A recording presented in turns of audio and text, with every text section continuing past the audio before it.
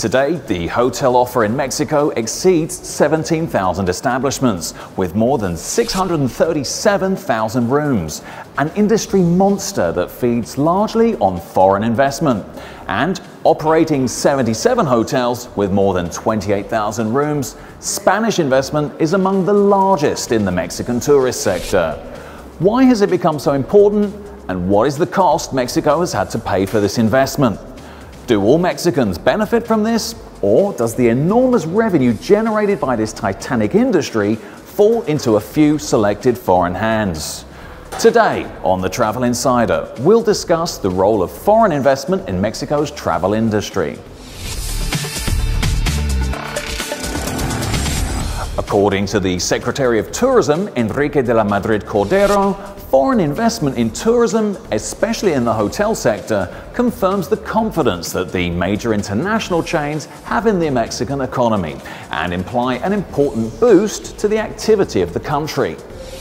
Y es un país que está creciendo y necesita más infraestructura, más hoteles, más carreteras, más aeropuertos, y por eso también venimos a hablar de las posibilidades de inversión hacia adelante. Although it's quite right to say that, it should also be a good indicator of the status of the Mexican economy, the fact that in some sectors, foreign investment is considerably larger than the national one. Such is the case of tourism in the Riviera Maya, Quintana Roo, where approximately 70% of hotel investment is from Spanish investors, according to data from the Tourism Promotion Council of Mexico. In my opinion, the Spanish hotel industry in Mexico has largely been facilitated by the Mexican Secretariat of Tourism. In 2016, Spain surpassed Canada as Mexico's second largest investor in tourism in Mexico. The rapid expansion of Spanish investment in the tourism sector is mainly due to the large profits that are made in this economic activity, the facilities and concessions given by the Mexican authorities to the Iberian companies, who receive a series of discounts in all types of taxes and property subsidies. They also have preferential rates in Spanish banks established in the country, up to 3% per annum, while Mexican investors have to pay double-digit interest. Mexico and Spain are linked by tourism, as it's a sector that contributes more and more to the gross domestic product of both countries, emphasized the Secretary of Tourism. Indeed, but does it benefit some more than others? The Spanish investment in hotels is not properly supervised by the country's tax authorities, since there's no control over the exit of profits that the companies obtain, and neither is there a regulation that obliges to leave a percentage of their profits in the country, as it doesn't exist in other parts of the world. What is regulated is the charge that each hotel makes to the tourist for the concept of lodging tax, as well as payment for the use and exploitation of the federal maritime land area, which is based on the area occupied by each hotel, in addition to the corresponding payments to the municipality for operation permits.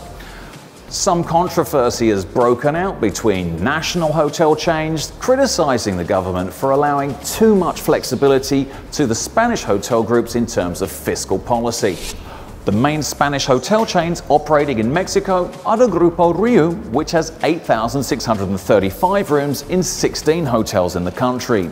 There's also Barcelona, Oasis, Meliá, Iberostar, Bahía Príncipe, and Palladium, formerly known as Fiesta. To give an idea of the great profits that the Spanish hotels have in Mexico, we can see the financial statements of the Barcelona Group, whose investment in the Riviera Maya generates around 75% of EBITDA, with an occupancy rate at around 85%. It looks like the reconquest, said Armando Bojorges, president of the Confederation of Latin American Tourism Organizations, and noted it was interesting that Spanish hotels charge in foreign currency and then pay low salaries in Mexico. This has become one of the most polemic features about Spanish hotels here. Is it fair that Mexican workers receive lower wages in pesos when they're gaining so much profit in hard currency? Undoubtedly, Spain's contribution of foreign investment in the tourism sector is enormously beneficial to Mexico's economy. But with that being said, is there some truth that some people say that the Mexican government is too lenient on Spanish hotel groups? Have they turned a blind eye on environmental damage? casual enforcement of building codes, preferential tax breaks, and low wages? You decide. Don't forget to follow us on all our social media and leave a comment to let us know what you think.